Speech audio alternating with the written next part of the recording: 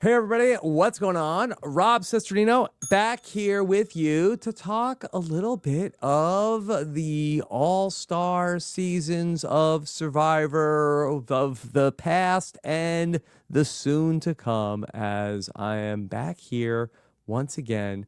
Sean and Evan are joining us from the Drop Your Buffs podcast to talk. Hey guys, what's going on? Hello. Hi. And I'm very excited to get the chance to talk with you both always. Of course, that there was such excitement around Survivor AU versus the world. Sean, you, for anybody who is uninitiated, may not know, you were there and you were with Ricard and Nick Iadanza. You were there on the set and got to see it all play out in real time. So you had a very unique vantage point for all of this. Yes, last time I was on RHAP, we teased that I had Survivor news incoming, and everybody thought I was on Survivor 51. Not true. It was that I spent Does that mean that are you saying that's also not a possibility? not on the cards, not interested in playing Survivor. But I Not am. cast I yet. feel like I got the best of both worlds, where I got to watch Survivor play out. I got to be there. I got to experience the whole thing, but I also got to sleep in a hotel room and be fed, etc. Yeah.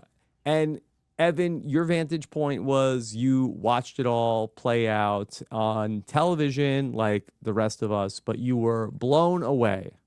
Well, yeah, but I got the voice memos from Sean during production in which he was telling me, some details about what was going on, Not but spoilers. not spoilers. I didn't But break my NDA for this. Sean, he's out there living his dream, so I just didn't know how much of what he was saying was hyperbole laden. So in my mind, I'm like, okay, great. Like, the good for him, happy for him. Had no idea. Like, I wish I could go back and play these voice memos now that he was literally like, had just come off witnessing literal history and, was in the room where it happened. I didn't know then, but I know now, and I'm glad that I know. Okay. Full spoilers for Survivor AU versus the world. Just want to say, of course, if you missed any of it, of course, we try to make it so easy for the patrons of RHAP to check it all out. I got to live vicariously through Shannon Gus's incredible coverage of all of the episodes and then ultimately interviewing so many of her favorites. So I have can relate to that a little bit, Evan. Yeah, I wish there were more. I feel like I've said this because Sean and I did like 3 recaps. Like we did a recap each week of the 3 episodes, and I think 10 episodes was not enough, and then releasing 3 episodes a week within that. The fact that this entire season, which I think Sean, correct me if I'm speaking out of turn here, we would put as one of the all-time greatest seasons of Survivor. The fact that it was a 3.5 week window in which we all got to enjoy it feels like a robbery. It was interesting because I really felt like that the shortened, condensed time frame of it all, of it being only a couple of weeks, and then also, a shorter shooting schedule was going to be like a bigger factor in how it was received. But I agreed with the take that you both had of that. Like, I don't think it ultimately mattered so much of having it be a shorter season in terms of what it brought in terms of being a Survivor season as a viewer. Yeah, I thought that that was so interesting because going into it with a 16-day game, I mean, when that first started to trickle out that it was going to be a much shorter game, even than the US New Era, which has, been highly controversial amongst the fandom, I thought, okay, nobody's going to take this seriously, right? Like, is this even going to count? Is this going to be a canonical season of Survivor? Does the winner have a major asterisk next to their name? And that doesn't seem to be the case. Yeah.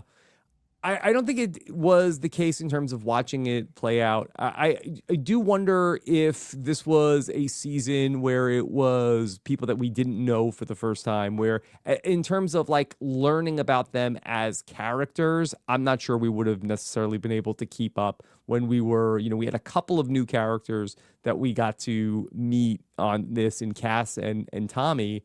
But if this was like a whole cast of new characters, I'm not sure if necessarily we would have been. I think we would have been like our head spinning a little bit more.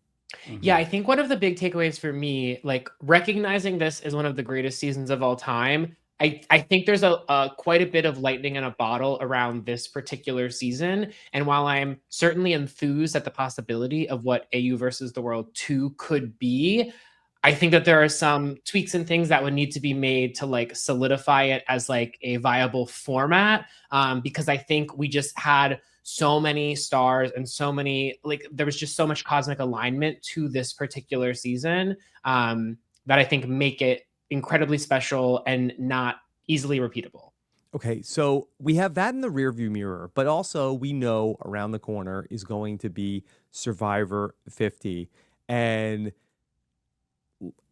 I don't want to ask a leading question, but would you say that the appetite for Survivor 50 is increased or decreased after Survivor AU versus the World? Great question. I think that AU versus the World may have taken a little bit of the wind out of the sails of Survivor 50. And I think this goes like, take this back in time. I mean, Survivor 50 was announced as an all returning player season when Australia versus the World, was announced or was starting to come out, right? So it felt like they were a little bit on the defense there. And now that it's come out, it's like we're kind of like reliving this again, where it's like, okay, well, is this overshadowing 50? Is it not? I'll say for my personal experience or my personal view on this, I wasn't really excited about 50 after the cast came out. We did a whole episode about all of the Helen Glovers that should have been cast on season 50 that weren't. But having said that, I do think that after AU versus the World, the Suri factor has actually heightened my interest in Survivor 50. That's the connective tissue. Yeah. It's crazy to think that, Suri was more or less out of the reality television universe, comes back with Traitors, then Big Brother, and then we're getting 2 back-to-back Survivor seasons. The dominance in this run and just how much we could not have forecasted this cannot be understated. I think for me, what makes Survivor 50 challenging is sort of the lack of theme going into it. It's just an all-star season. We haven't had an all-star season since 40. Obviously, 40 had a very clear theme around it.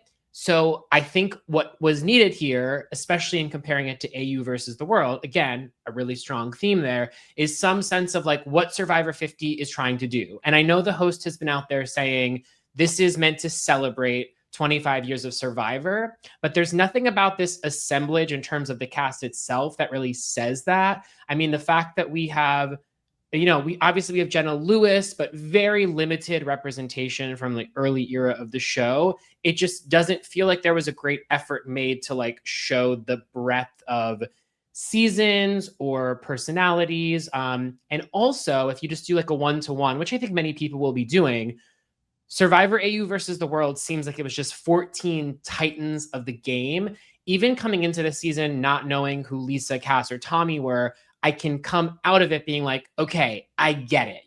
I watched this season and I'm like, I want to go back and watch Cass's season, for instance.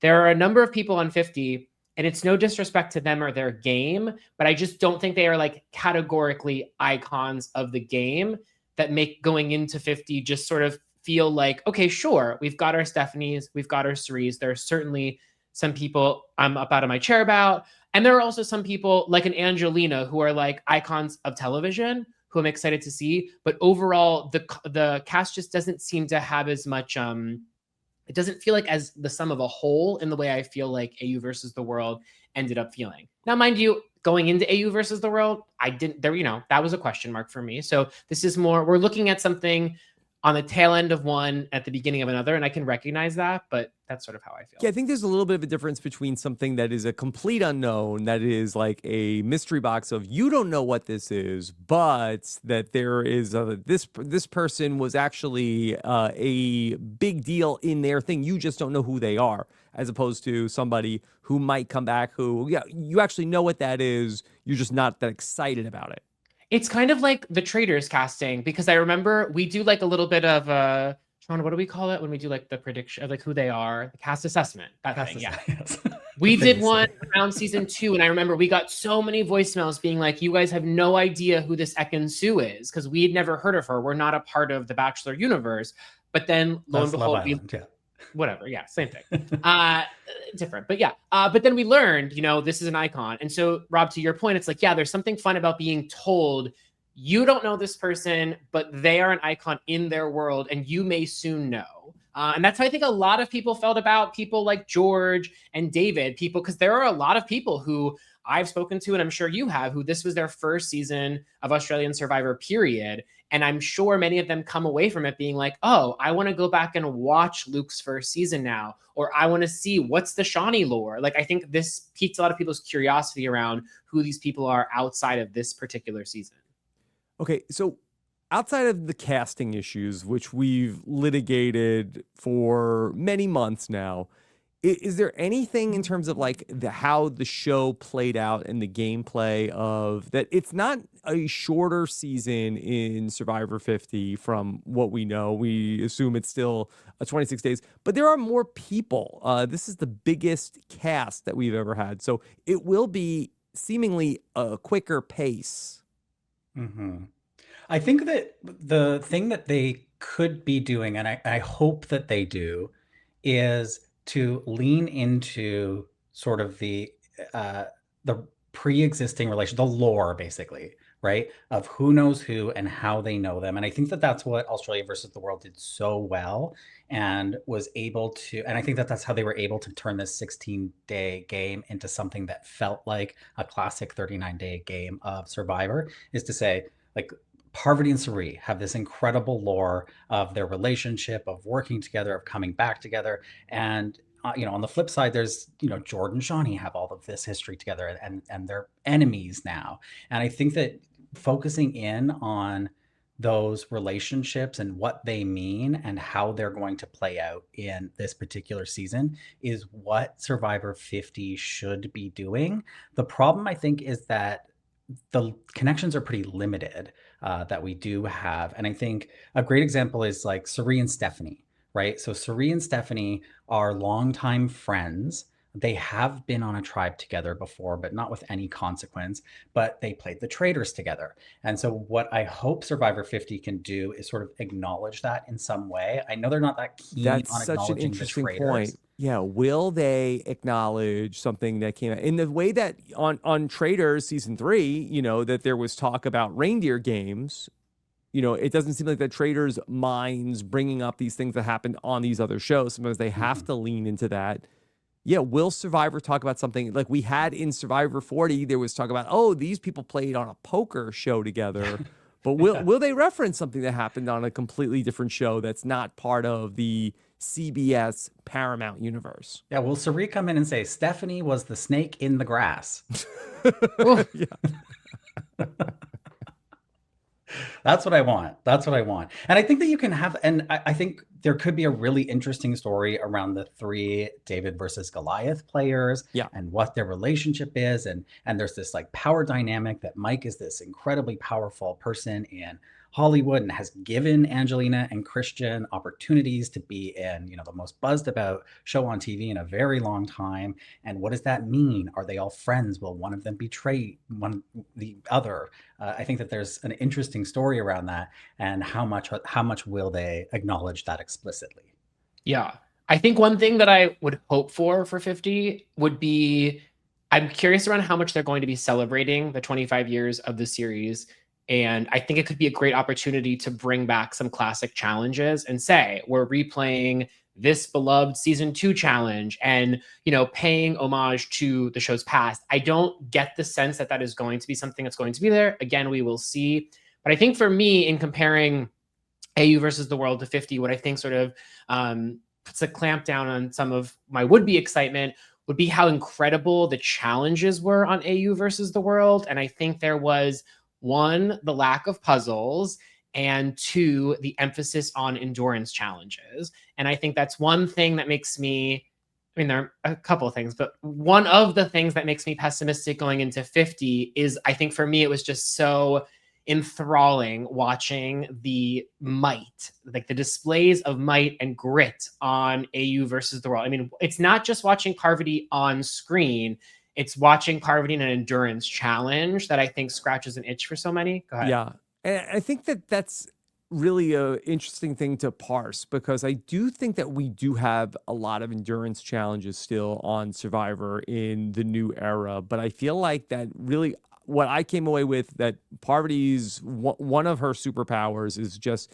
her ability to really withstand these torturous endurance challenges, where the endurance challenge isn't stand here and balance a ball for as long as possible. And if the ball falls off, you're out.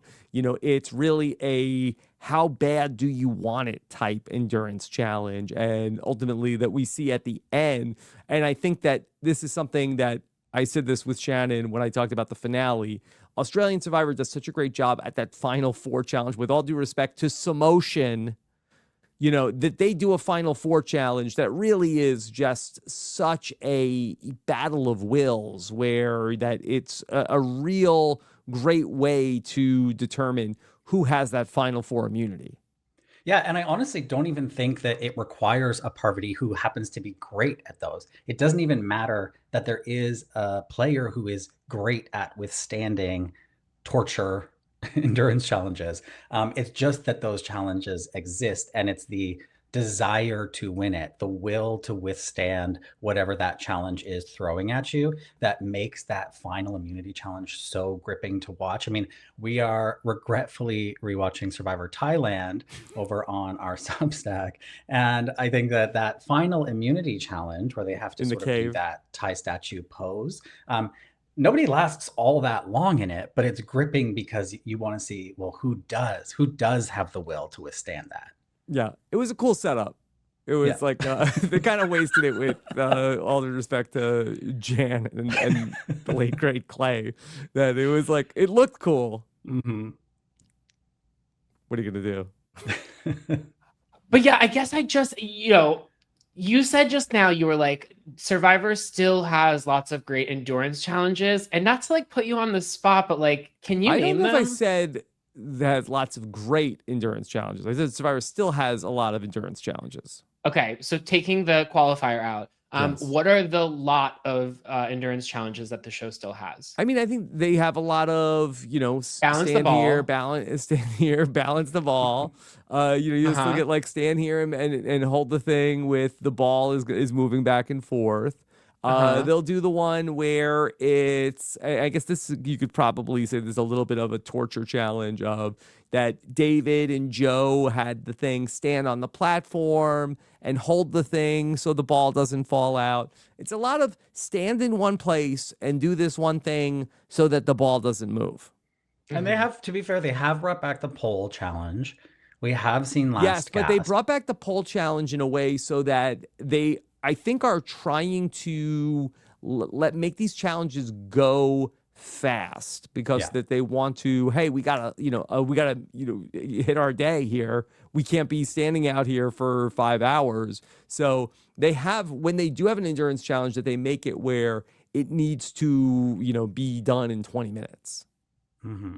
Whereas I do think Australian Survivor will let those endurance challenges breathe. Yeah, but counterpoint to that is, in Australia versus the world, they didn't want those challenges to go all that long. And you can see that, right? If you look at the one where we had Cass and Parvati with their foot on the box against the pole, it's like they changed the rules at least twice in that challenge to put your hands behind your head and then only use one leg.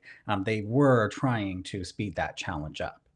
But how fun then to watch that and be like, these women are so powerful that they have broken our concept of the challenge in such a way that we're having to restructure in real time, because the level of goddess that we have, the level of goddesses, plural, that we have here is such where they have broken our challenge. And I know we've seen challenges broken on Survivor before, but this felt different.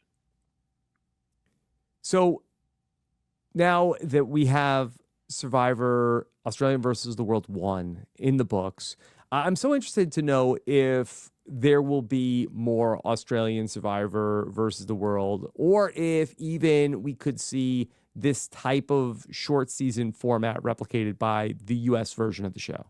Yeah, that is the most interesting thing coming out of all of this to me is what is the response from the American version of the show to this? Are we just going to pretend it never happened and hope nobody looks over here? Or are we going to try to capitalize on this? Because it was such a huge success. And I mean, huge success. I don't know. I don't really know what the ratings were. I don't know how it did for the network. A But critical darling at the very critical least. darling. It got the fandom talking. And you would imagine if you are in any kind of position of power at CBS, you would say, what can we do here? Is there some US versus the world that we could put together? And look how quickly it can be done. It can be done on the back end of another season, 16 days, easy peasy. This is, like not that big of a cost. And look at the response that you get as a result. And so you would have to think that they're throwing around ideas, at least, whether it comes to fruition or not. And I think they would be crazy not to take advantage of it themselves. And I think I would be shocked if Australia doesn't put on a part 2. Yeah, so I think it was probably hard for Australia to get a second one of these made because of their production cycle, where they're basically like a year ahead. So they had no idea if it was going to be well received and be a hit at the time that they would have had to have greenlit this second one. So maybe we see that maybe a year from now, that if they end up doing another one, because from what I understand from Shannon, that it was doing well in the ratings and people did receive it very positively. I do wonder, have either of you watched the influencer edition of Survivor that they posted? Missed Yes, it. sorry, Missed I'm that nodding. one. Yes. Yes. So I do wonder, I don't think that the US version of Survivor would do anything with people who played Survivor in other formats. They really don't even, acknowledge, I doubt that they'll even acknowledge that Suri had just played another non-US season of Survivor in Survivor 50 at any point. But I do wonder if I think that the US version of Survivor has always been toying with the idea of having other famous people play Survivor, and they've never had the format to do it. Do you think a short season like this could be the vehicle where we end up getting some either influencer types or celebrities playing Survivor in a format like this? See, what's funny is like I actually don't think like the shortened season factors in when it comes to celebrity. I'm not the first person to say this, but like there is no bigger cultural cachet than being on television. And Survivor is one of the most watched shows on television, period. So there are many actors out there, one's household names even, who would long for the kind of exposure that a show like Survivor would bring about. And at the end of the day, let's say we're talking the OG schedule, the 39 days, compared to the shoots that they go on location and shoot for months and months and months, this is nothing. And I'm just talking about actors. I'm not even talking about influencers here. I really do think they could get their pick. I think it would all come down to locking those 3 initial gets so that when you go out to other people, you give those people a sense of the kind of deck we're playing with. I think it's just, and also it's a matter of, do you want to go like the celebrity Big Brother route and like get your Scaramucci's and your housewives, or do you want to try and get like your Tyler Perry's and like people who are like legit fans of this show, real celebrities? And I think you could go either way, and I think both could be entertaining, but I would love to see it come to fruition, but I think it would need to be a lot of decisions around like that critical casting of those first 3 people, and they would need to be willing to sign on and sort of 10 toes down, regardless of who else is going to be there, and say, I'm planting my flag and saying, I'm doing Survivor. And, basically you're going to cast around me. I am bringing the gravitas. What would be your reaction for both of you to something like that? Because I feel like the Evan sounds a little bullish on it. I would be up out of my chair. Oh. I think it's necessary. I've always been surprised not just with Survivor, but in general, I'm surprised there's not more emphasis when it comes to casting around people with pre-existing followings, especially at the end of the day. It's a numbers game, right? Like, we're all trying to get ratings. You could be a critical darling, you can be a beloved season, but if no one's watching it, it doesn't really ultimately matter. And so there are so many opportunities out there. And also, a lot of these influencers or just creators or people with significant followings, they're fans of the show already. Like, they are clamoring to be on. Case in point, Rachel Riley, right? Who has made it explicitly clear how interested she is on being on Survivor. It seems like a no-brainer that you wouldn't want to cast this beloved reality TV icon, whether it be an all-star season or a civilian season, and she just happens to be the star. I'm surprised that there's not more effort to sort of jump on people who have followings, who could potentially bring their audiences into this show. Rob, do you remember after season 1 aired? This is very niche. I remember Kate Hudson going on the talk show circuit to promote the fact that she submitted an audition video for season 2 and she wanted to be on it. And Mark Burnett responded and said, "We won't put a celebrity on this show."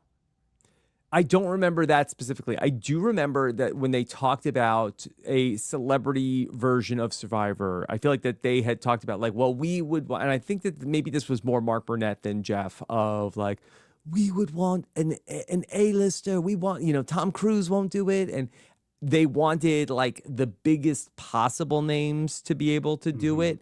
But I do feel like that they could put together a season of Survivor with celebrities.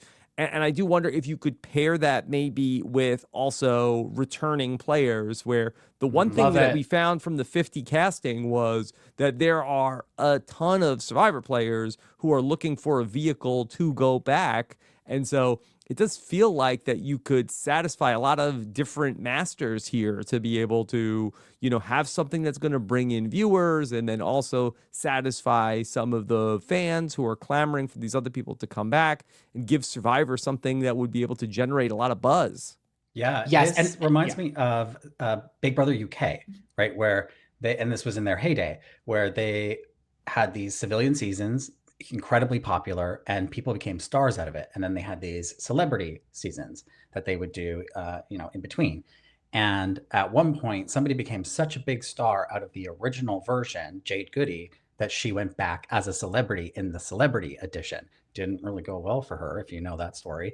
But that's a great example of like, you can have a celebrity edition of Survivor with these big stars, and hey, you could throw a Mike White on there. You could throw a Parvati Shallow, a Sari Fields on there. You could throw a Boston Rob on there, right? There are people, I think, who have in some way transcended Survivor that could be classified as a celebrity. And then you get this connective tissue that would sort of pull things together. And it would give maybe the celebrities who are less attuned to the game, maybe in some way a mentor, to make sure that the gameplay, the level is at an acceptable level that the fans would enjoy it.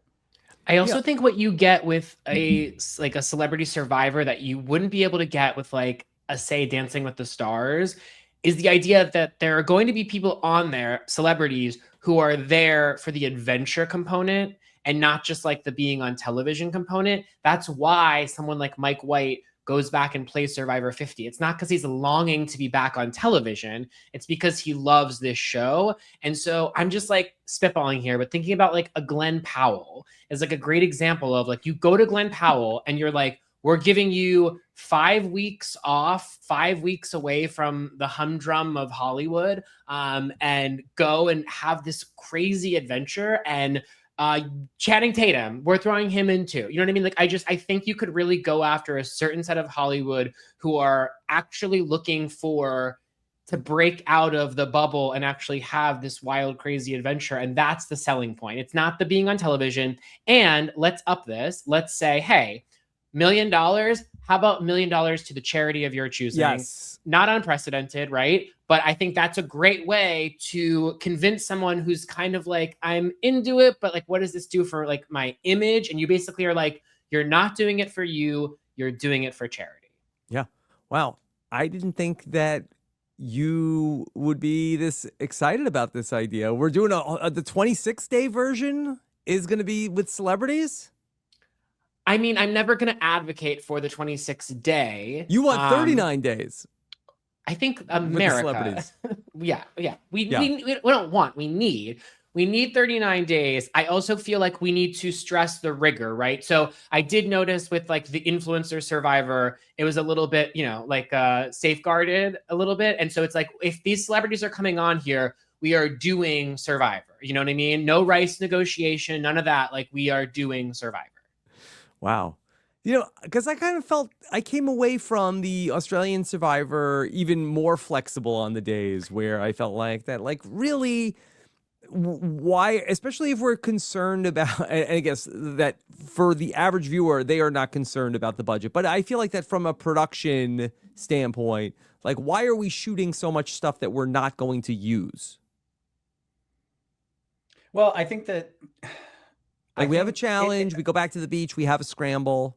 yeah, it's easy to say that looking at this past season of Australian Survivor, but I think in a lot of ways they got lucky so many times, Mhm. and part of that had to do with the boot order, right? I think that's the biggest stroke of luck that they had, and I don't know that if we had more days that boot order would have been the same, right? And so one of the things that we were talking about on our postmortem podcast of the season was, let's say they had more days. Let's say George was able to get more of a footing in the game. Let's say he survives that vote and he goes to the merge. Can Parvati and Suri still get to the end, right? Would he let them get to the end in the way that Luke let them get to the end, right? And then how does that change the season? I think in terms of Australian Survivor versus the world, we lucked out as a result of that because of the way that things played out. But I don't know that that's always the case, right? There's this big unknown factor of how do those extra days impact the game, and do they impact them for better or for worse? I think it impacted it for better in Australia versus the world, but that's not always going to be the case. And I think despite the way that Australia versus the world played out, my inclination is always that more days means better gameplay overall. And although I was very happy for Parvati to get a second win here, I don't know that if there were more days, she would have been able to do that. And Yeah. while that worked out, I'm not sure that that's necessarily the format that we should be moving forward with.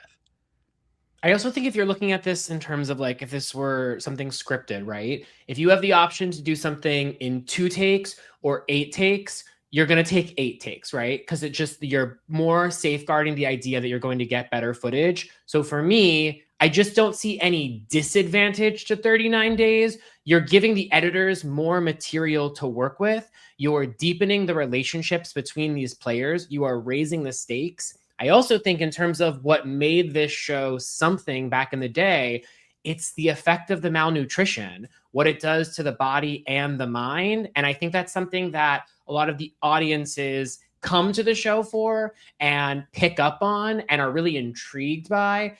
The other thing, this is like a small thing, but I think this factors is like the impact of the family visit, right? Like seeing these people after they've been away from their family for 30 plus days and what that does for them. I mean, we don't get it now. And it's not to say, hey, if we got it on day 22 of New Era, maybe it would hit. I don't know. But that's an example of something that like seeing people away from their families, away from home. I think there was something that was built in our systems, having watched the show for so long, that something around the 30-day mark, and we've heard this from a lot of the former players that we've spoken to, something changes around like that 30-day mark. And that stretch between the 30 and 39 days is really, again, from what we've heard, what separates the Titans from the Nons. Yeah. I think that the one thing that you do really miss, and I've heard Tyson talk about this, is that having downtime is something that really generates organic conflict where people aren't fighting over, how are you going to use the advantage? People are fighting over that they just can't stand each other. So I do think that does help to drive more of this old school conflict that we like to have in the show. So I can understand it both ways. I guess I just was not thinking that you would be able to get as many people to do a season that was that length of time. Like, I thought that the appeal would be come out and do this thing. It's just 10 days. It's just 12 days. I feel like that you'd be able to have a better pick of people that would do it. But if Evan says that people would do it for longer, I think I you have to believe him. remember, like, again, it depends on what caliber of talent we're talking about. For a lot of these people, there's an appeal. Again, like, you talk to Mike White. It's like the idea of being I'd a love busy to, Hollywood. Evan. The idea of being a busy Hollywood person and having to give up your phone and not contend with phone calls from your agent, your manager, your publicist, your lawyer. So in the case of like a Parvati, I understand it's like she doesn't want to be away from her daughter. Like, I understand. So yes, it's going to be way more appealing to truncate the game for someone like her. But I think for a lot of Hollywood people, the idea of being forced to be away from their work life and the how suffocating it can be would be very appealing. Sure, I think you would maybe widen your pool with the shorter game, but I still think you could get some true A-listers, and I think it would reinvigorate people's appetites towards the OG format. I think there's something about if they were to trot out the return of 39 days, the return of the family visit, the return of the live reunion, that could really get people amped up. It could just be like this, you know, not even return to form. I mean, I would call it that, but that's my own personal, but I just think it would be sort of like we are a country that's moving towards traditionalism, and like this would be like another feather in the cap. Traditional Survivor values. Let's Make bring them Survivor back. great again. Make Run exactly on that platform. Yeah. Okay. So one of the things that I know you both talked about was just like how epic the Survivor AU versus the world felt. And that certainly was my impression watching it as well. Is there anything that Survivor 50 could be doing after it's already shot that they could have take away from AU versus the world? I think that the biggest thing that they need to lean into is the verses, right? So this show has so many times relied on pitting one group against another, heroes versus villains, fans versus favorites, Davids versus Goliaths, right? And I think that that inherent sort of conflict is what appeals to so many viewers. And I think that they missed a big opportunity by not theming this old school versus new school, right? Or old school versus new era, whatever they want to call it. I think they missed a big opportunity there because there's an inherent conflict. You know, whether it's real and whether it actually plays out that way or not, I think it's a great conceit to draw somebody in to watch the first few episodes. And also, I think there is an aspect that gets into the players' heads a little bit, right? Like you saw that in David versus Goliath. You saw that in Heroes versus Villains. It's like, oh no, this is my camp and I'm playing for this camp. You saw it in Australia versus the world. And then within that, you see, looking again at Australia versus the world, you look at the World Tribe and it's like internationals versus Americans, right? There are conflicts happening there. And that's what makes it so appealing. That's what you look back at the first episode of Australia versus the world and it's Rob versus Parvati, right? And these are two titans of the game going head to head.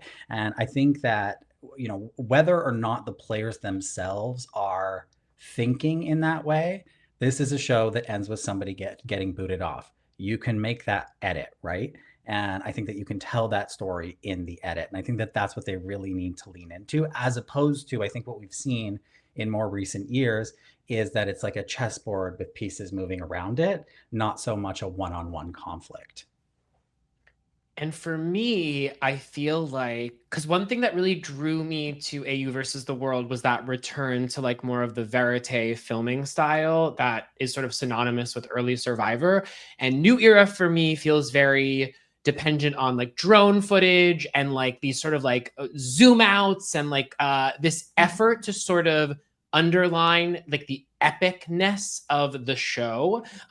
Something that for me is just not what I come to the show for. So you're basically like, you're highlighting something that I never was giving a second pass to begin with. And so that often frustrates me. So to answer your question in terms of like the approach, I think it could just be, first of all, I would love to see more of an emphasis on the music, which I think was a huge critical component to AU versus the world.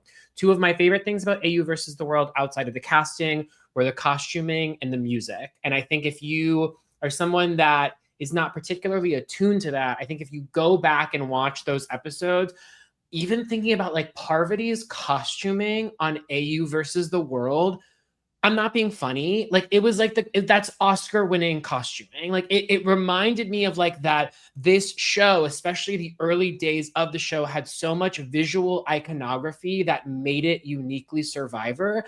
And I think that Sean coined this term on Drop Your Buffs. He calls the present day the Ellen audiencification of Survivor. And I think that is so true. When you look at these, when we get the first images of all of these new era casts that tend to, I'm sorry, look a little cut, copy, paste, everything starts to sort of like has this homogenous aesthetic that we've seen throughout the seasons. And when you're no longer changing locations, when you're no longer theming the seasons, it starts to make everything just feel super repetitive.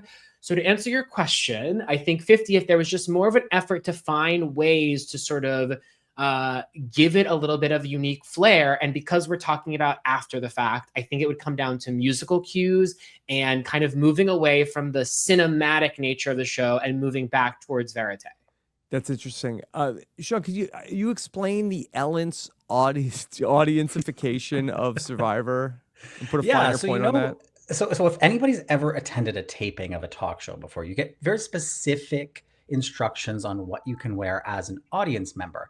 And it is like solid, bright colors, no logos, no identifying features, basically. They just want you in a bright blue shirt and, khaki pants. And so that the attention is not drawn away from the action happening on the show when they cut to the audience, right? That is not what we should be doing on Survivor, right? We want the attention on the show. And so I think that as a result, you have the Ellen audiencification of costuming in the contestants. And so they're just wearing the bright colors of whatever their tribe is, whatever's basically, that they're given options, and then they submit 5 options and we'll pick the best ones for you. And they're all kind of the same. Mm-hmm.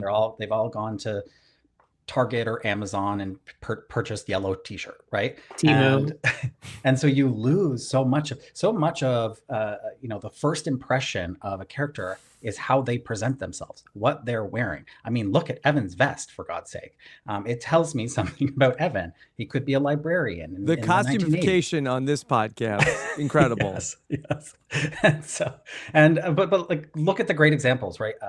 Rupert's tie-dye shirt, right? Lil's scout uniform, Jerry's blue bikini. There's so many iconic outfits in Survivor history that tell you who that person is. Whether it's accurate or not, you form an opinion about that person before you even get to know them. And we're making television here. I think that's critical. Yeah, that is a really great point, that I feel like that in the new era, we have gotten, so many of these seasons, and we've just gone with the numbering for a variety of reasons. So it's 41, 42, 43, 44. And we also tend to start the seasons in very similar ways. And I feel like that at this point in the new era, I think we even abandoned where people are dressing like, as you made the point, Sean, where I feel like that maybe Bruce was wearing a suit earlier in the new era, but I kind of feel like that when we tune into, for whoever's tuning into the new season that's going to be starting, I feel like that everybody's just sort of like athleisure, ready to go, and nobody is really dressed in a way that really represents their character and who they are outside Survivor. Yeah, and I would point to... Oh, go ahead. Sorry. I love so much Pearl Islands because I just rewatched Pearl Islands, and that was one of the many seasons where they tricked the cast, right? Where they said, "Oh, we're going to do promo photos, but actually we're marooning them right now in the clothes on their back." So many suits, dresses, heels, so much that tells you about who that person is outside of the game, and then it brings this authentic factor of being, marooned. And I'm no trademark lawyer, but I think one of my favorite things about AU versus the world was Shawnee's Jacquemus hat. And I think it's great to it gives you such a sense of who Shawnee is. She's a fashion girly. And so, again, I don't know if you can get away with wearing a Jacquemus hat on reality. Part of me thinks it's how could you not? It's not, yeah. But anyway, so I am pro label. but not just the need. It doesn't necessarily even need to be the Jacquemus hat. Jacquemus makes other hats that don't say Jacquemus. But Yeah. for me, and I'm saying this to you as, you know, I'm a fashion gay, I would love to like see some fashion represented on this show. I would love to see like what happens to that. You know, I guess the last time we really had fashion was Dan Lembo's shoes. Alligator shoes. Yeah, that would have been the last, you know, real fashion on Survivor. But needless to say, I think that I think the visuals could be something that could really amp things up. Yeah. For And I think 51. that we will, when people come back on Survivor 50, at least for the old school players, I think that they will have their iconic looks. The new school players, I think that from being part of the new school, maybe don't necessarily have iconic looks from the new school, because it's already part of this era where, you know, everybody's just sort of showing up in similar clothes to go play the game. But I do feel like that similarity and that like homogeneousness of how these seasons are deployed, like I do feel like that coming into Survivor 49, it does feel like almost like an afterthought before it's even happened. It's tricky though, because it's like there again, to Sean's point about like the no verses, there's nothing to discern 49 from being just another new era season. And so listen, I'm not saying it's going to be bad. It might be great. We might be here a year from now being like, thank God 49 like set us on a good course. But there's nothing from what we've seen of 49 to indicate that it's anything of a different flavor from what we've already seen from 41 through 48. Now, you might be someone listening that's like, that's perfect. I loved 41 through 48. Great. But when we're really talking about this from the perspective of, you know, making a television show and wanting every season to be different or additive, there's nothing that we've seen, whether it be from the visuals, whether it be from the social media that the show is putting out, the trailer, what have you, that indicates there's anything that's going to set this season onto a different course than the past. And I think that's one of the frustrations for some people. It's not a conversation about the qualitative decline of the show. That's a separate conversation. What it's really about, though, is just the idea of like, is the show making any effort these days to change things up? If the location isn't changing, if the kind of casting isn't changing, if they're, you know, they arrive on the island, have that same Matt talk about how excited we are all to be here, you in the back in the blue, you know, it's just like, how many times can we hit that beat before we as an audience say, okay, I think that's part of the reason why the Traitors is as successful as it is because it feels like something fresh.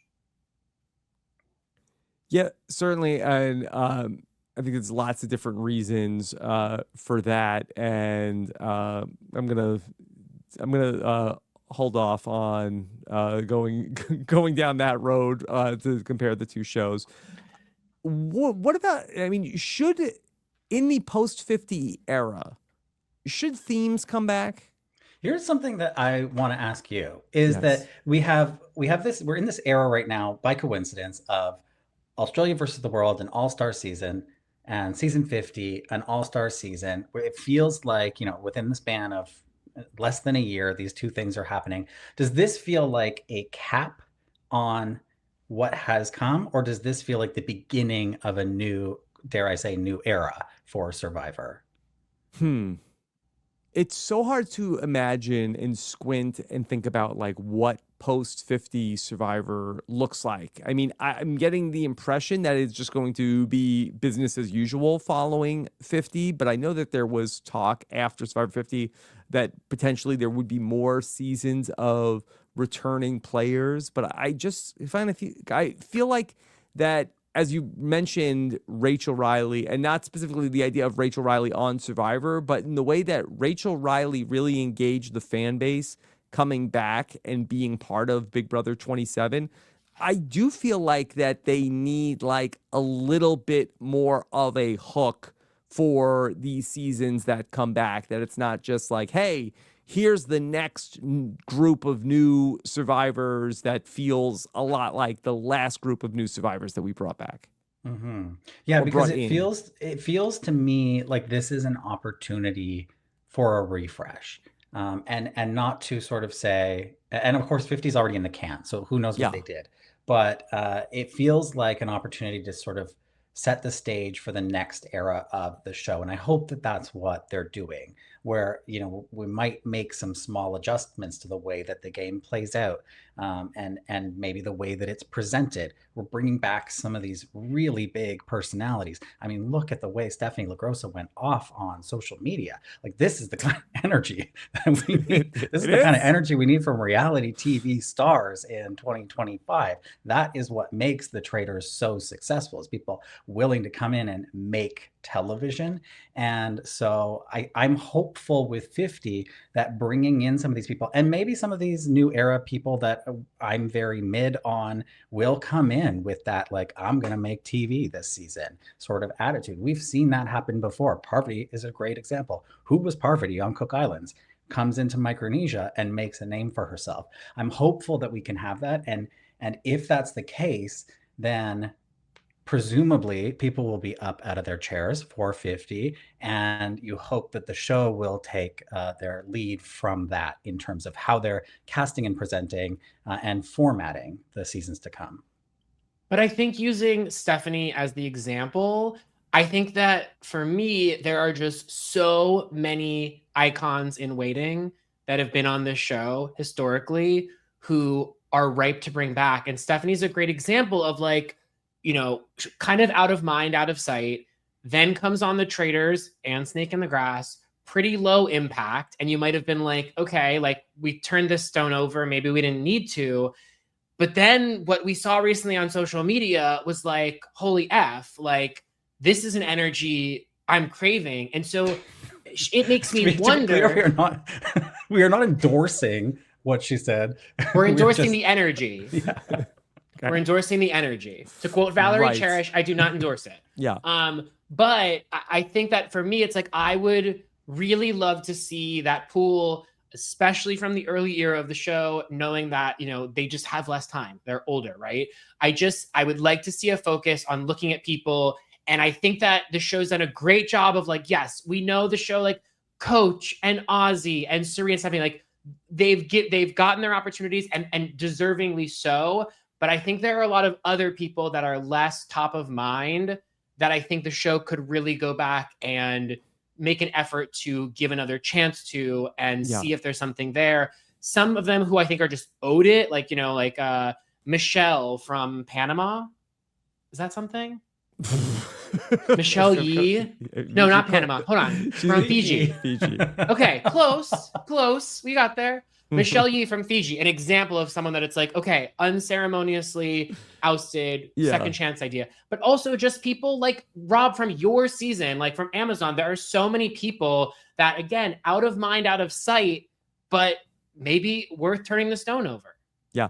No, I think that that's a really good point. I think that if you want people, especially after all of the hoopla and hype around Survivor 50, where even when, you know, at the Emmys, when they were doing the Survivor segment, you know, Survivor 50 was what they were showing on the screen. And even my son was like, hey, it's still only Survivor 49. Why, that's not Survivor 50 yet. What, you know, it's all about Survivor 50. What does Survivor look like in 51? I love the idea of, okay, let's continue to service the stories of these other people that we've built up and give people a reason to keep coming back to see the lore around the people that they're already invested in, instead of like, hey, okay, learn 18 new people again. Yeah. And hey, not for nothing, when you talk to most people and ask them to rank their top 10 seasons of Survivor, many, if not most, of those seasons are going to be returning player seasons, right? And so there's something about the fact, like, this formula is tried and true, not just on Survivor, on other shows as well. I think it's part of what, I know we're not supposed to evoke the Traitors, but part of what makes the Traitors so great is that these are returning players, albeit on other shows. People like familiarity. They like the idea that these people don't just exist in fits and starts, but have renewed lives on these shows, have other opportunities to make amends or find greatness once again, or find greatness for the first time, or, you know, like, there is opportunities for prolonged storytelling. And so I think that, yes, to your point, introducing 18 people over and over again difficult, but also when, especially like with Sean and I, it's like we're longing to see so many of these people that haven't brought back. I don't need no new friends. Yeah, and 18 new people without sort of like a real container of which these people are in. I do think that the themes, and I know that the reasons why, they've decided not to continue on with the themes, but I do think it does make it a little bit more approachable to be able to put the people into some containers coming in. So it's like, okay, it's this versus this, or it's like these types of people pitted against these other types of people. So I think that just from a digestibility standpoint, like I think if you're going to bring new people in, I think we need to frame it. You know what's amazing though, Rob, is that you think back to the 20s and the 30s of Survivor, those seasons. Yeah. Like I, at least, and I felt like a lot of fans were like, enough with the themes. These themes are ridiculous. They don't make any sense.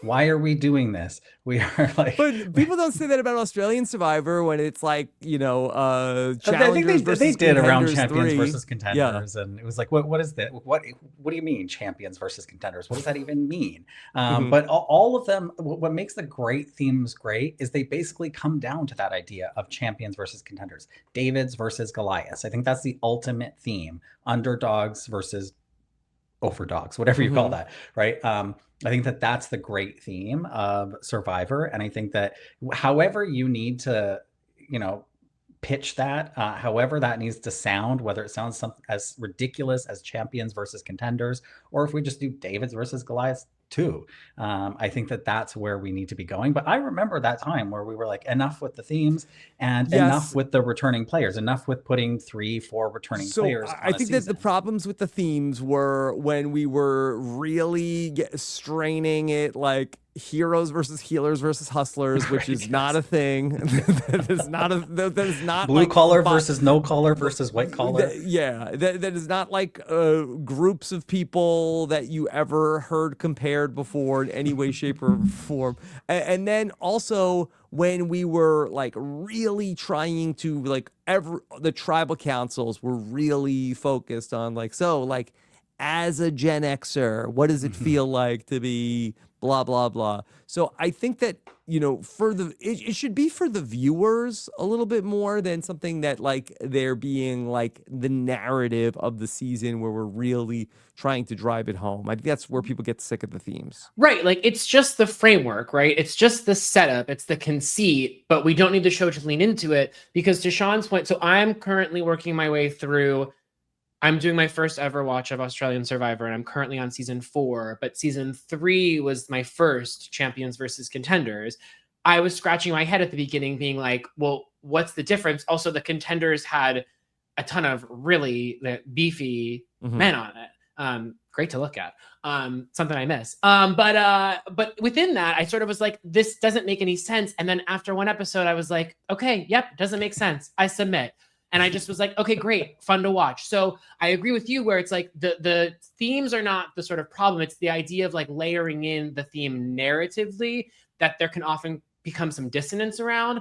But there are so many themes. I mean, obviously the show has this history with men versus women and separating age. That's certainly something we've talked a lot on our pod about, different, well, we've wanted a Republicans v. Democrats, which we think would be really fun. Obviously, no, it's never going to happen. But I just think the idea think of the ratings, Evan. Come on. I'm always thinking about the ratings, Rob. But yes, I think just creating a framework for people. It would be the last season of Rob as a podcast. We wouldn't live through it, but... The other thing too, because I go in and I work with a lot of companies and do social media consultation. And I often say to the companies when I go in is that one of the biggest things that I think people react to on social media is pride. Pride is so important for people. It's one of the key reasons why people choose to share content. And that can be pride in their sports team. It can be pride in an actor they love. It can be pride in their family. And I think when you create the framework of the themes, it allows the viewer to create innate pride because they have a tribe that they're rooting for that they feel they have a vested investment in. Excuse me, a vested investment? Interest. Sure. Vested interest. But I know for a lot of people, when you do a David versus Goliath, I'm one of them. I'm always going to be with the Davids because I'm the kind of person that always roots for the underdog, right? And so it creates this idea of like, even no matter what happens with them, I'm with them. It doesn't mean I like everyone on the tribe, but it's like from the outset within that template, I'm with them because they stand for what I think that I stand for in life. You know what I mean? It kind of it gives you that sense of pride. I think that's missing when you take the themes away. That's a really great point of trying to find the themes that like things that people identify with, even if it's like book smart versus street smart. You know, that's like an easy one that I feel like that people are gonna say, okay, are you book smart or street smart? And people also are gonna remember with heroes versus villains, it doesn't ultimately matter. You know, you had people on the villains tribe who weren't villains, but for the sake of fitting into the theme, you shove them in. So to your point, book smart versus street smart, there might be someone on there day one. She's like, I'm pretty book smart. I got a, 2,300 on the SATs. Shut up, move on. You know what I mean? Who cares? Okay. But yeah, my point about this was that we thought we had it bad then. Right? Like we thought we had it bad in the 20s and 30s, and sometimes we did. But I feel like now that we've strayed so far away from that, I'm ready for it to come back, right? I'm ready for the themes to come back. And if not the themes, then, team captains, throw 3 returning players like back Philippines is a great example of and maybe not all the people that we brought back were the right choices, but hindsight 2020. Hindsight, yeah. But you had 3 tribes, and you had a person back, and it was like, okay, this is Penner's tribe, and you gave people like a little bit of like a hook coming back in, and I think that Philippines was really the start of the 3-tribe era in the modern game, and it really did. It brought on things like Cagayan and some of the other 3-tribe seasons that were really great during that era. Which I'm fundamentally against, especially in your traditional New Era season. We talked about this a ton, just the lack of variables that come with 6 people on a tribe. Is there anything else? And we're sort of all over the place, but I feel like that generally pretty positively. Yeah. I got to ask you, Rob, there was a lot of talk about Australia versus the world in the beginning being Australia versus America, and we don't really know what happened with that or if it was ever seriously pursued. Were you ever asked? No. And I would have said yes if they would have called me, but no, I never heard anything about it. Because just to tell you, like from my personal perspective at that point in time, and I forget at what point they were casting this, I did not think that there was a chance that I would go to Survivor 50, and I had not gotten any sort of a call yet. So it was early. I guess it was earlier in 2024. I'm like, well, I'm not going to be on 50. They should call me for this. Like, I'd go do this. I mean, this was, to me, I felt like, hey, if I lose on Australian Survivor versus the world, like nobody's going to be like, hey, Rob sucks now. And I felt like it was low stakes, high ceiling to go back and play. Would you do part 2? I think I would. Wow. Pick up the phone. Pick up the phone. It just occurred to me that we're talking to you for the first time since you filmed. That did not occur to me until right now. Right. Well, that's why he wasn't going to go down. We had spoken. I know it went over my head. You know how I am. Yes. We had spoken right before I went to go film Traitors. Yeah. Wow. Back in June. So can I ask you, I'm not asking anything spoilery, but like, what is your approach? This is your first time within RHAP being a part of something that, there's a coverage plan around. What's your approach, and how much pre-pro are you having to do in terms of figuring out what you can and cannot say? And then also just like, I imagine some of when you film something, the memory of it kind of congeals. So you might be talking about episode 3, but there might've been a conversation that happened, at a different time. How are you approaching that? You know what? We have not even started talking about that yet because the season is still so far away. We don't know when the season is going to start airing. So those are all good questions that we have to figure out before we get to when Traitors is going to come on. I had to do this with Australia versus the world because, of course, I knew everything that was going to happen except for the winner. I didn't know who the winner was. And so that was something I had to contend with. Did you slip at all in your podcasting? Did I slip at all? No, I didn't. But he's There were so things. professional. There were things that I edited out, but they were more so like behind the scenes, sort of Mhm. like production stuff. But I didn't really slip at all. I found it actually. I was very worried about it beforehand, but I found that in watching the episode, and these episodes were so good that all I wanted to do was react to the episode. I did distinctly stay away from sort of speculating on where the Prognostication, strategy right. would go. Yeah, if I went down the strategy route, I tried to make sure I hit every possible avenue that it could have gone down, and not favored one. But I tried to react to the episode of television, and luckily these episodes of television were so rich that I had a lot of material to talk about. Yeah, I think it would be very interesting to podcast about a thing that you already know how it's going to play out, because I think that it might, in some ways, really focus you on only talking about what was on the screen and not be like future casting of like, okay, well, I think this is where it's going to go, and I'm Mhm. reading the edit. Like, I think it might, in some ways, like really force you to be like, oh, did you see how they did that? Like, that was so well executed how that thing came together in this episode. But it's also particularly interesting that I don't know the rule book, but we've seen a lot of past Traitors players podcasting in real time when the episodes come out, which is something that Survivor players are not allowed to do. So it's interesting. There seems to be like a little bit less reins around what Traitors players can and cannot say, or perhaps they're all just breaking their contract. Who's to know for certain? But that's just interesting too, because we're sort of used to, there's an institutional framework with which Survivor exists within, where it's like they can talk during these, brief segments and for this amount of time, and then they kind of have to sort of, keep a lid on it. Whereas I think Traitors, whether just through their lack of control or lack of care, has a little bit more of a laissez-faire attitude when it comes to conversations, particularly about the behind the scenes. There have been a lot of things revealed about how the sauce is made that I'm surprised to know. But my takeaway too sometimes is like, once you know, it kind of removes some of the preciousness, because you might be like, oh my God, I can't believe X is saying Y about how this actually works. And then you're kind of like, okay, now I know. Yeah. Rob, like, I mean, you can not answer this if you want, but when they were talking to you about coming on, I mean, was that a part of the discussion of like, hey, this is my job and I talk about the show, and how am I going to talk about the show? I was so thrilled to have been talking about it. I felt like that we were going to work that stuff out, and I let my representation have those conversations. Okay. Who from Survivor, again, this is not spoiler related. Yeah. Having now played the game though, who from Survivor do you think would be great to see on the Traitors? Well, I think that the fact that Tyson hasn't been on it yet, I feel like seems like that's an easy one to have him come back and him go and do that. I think that Kelly Wentworth would be a really good next like logical person. Michelle, I think, is somebody else.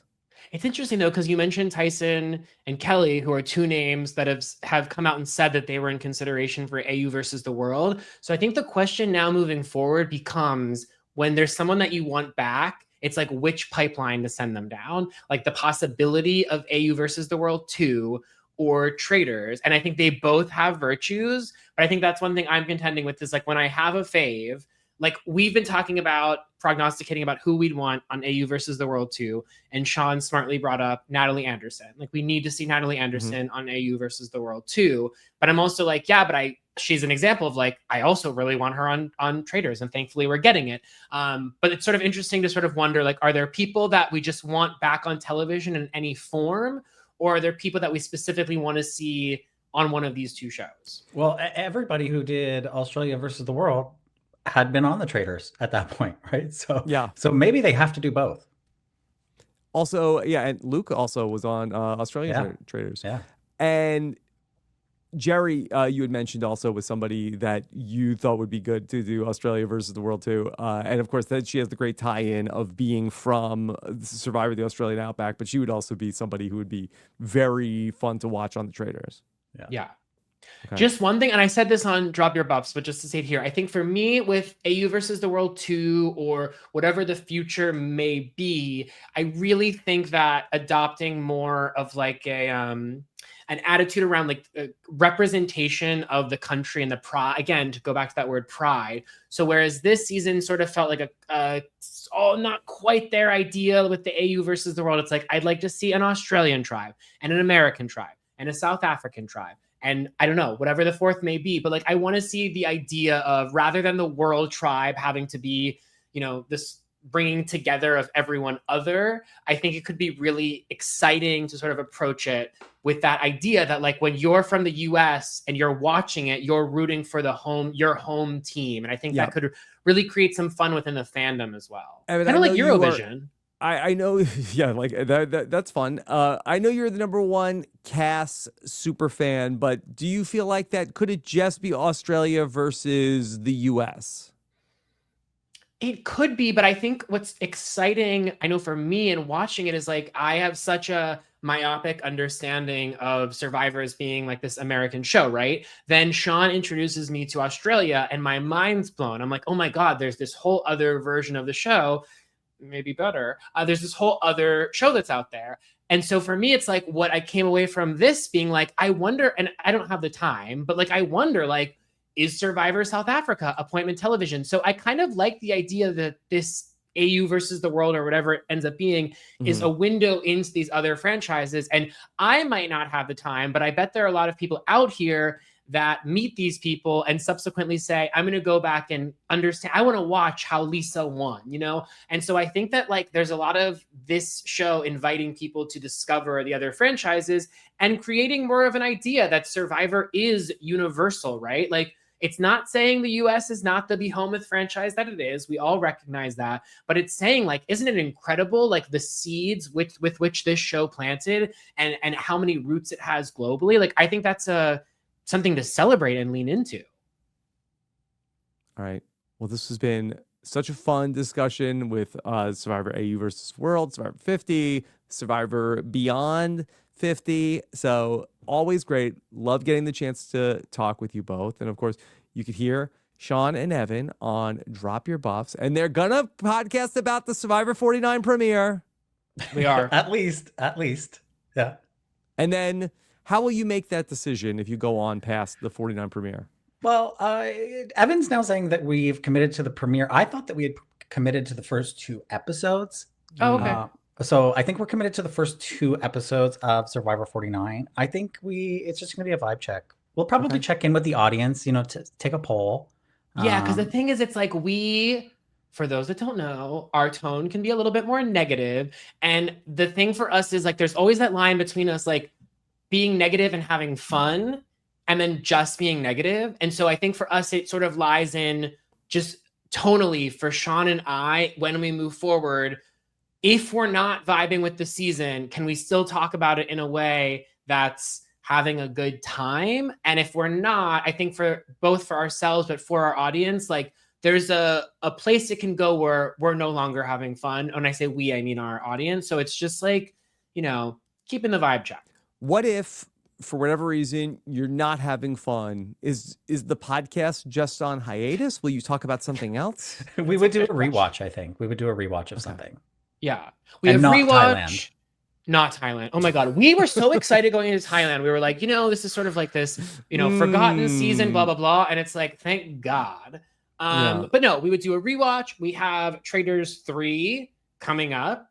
So that's definitely in our pipeline. And then Traitors Canada 4. 3? Excuse me, Traitors 4. So sorry. By the way, can I just say, I dipped a toe into Traitors Ireland last night because there was a little bit of hoopla. Yes. Wasn't doing it for me upon, just dip my toe in real quick. But anyway, I don't think that is a show that can last, that it doesn't have the legs of Survivor. I don't think the scaffolding of Traitors is strong enough to support a long, deep run. Conversation for another day. Anyway, we'll also be I think we're going to dive in and watch some old episodes of Sex and the City. I think we're kind of like, Sean, I'm going to email Sean about that. But yeah, I think we're going to be covering Survivor adjacent content. We want to watch some classic Mike White films.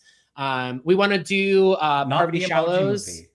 Of course not, Sean. Why did we even say that?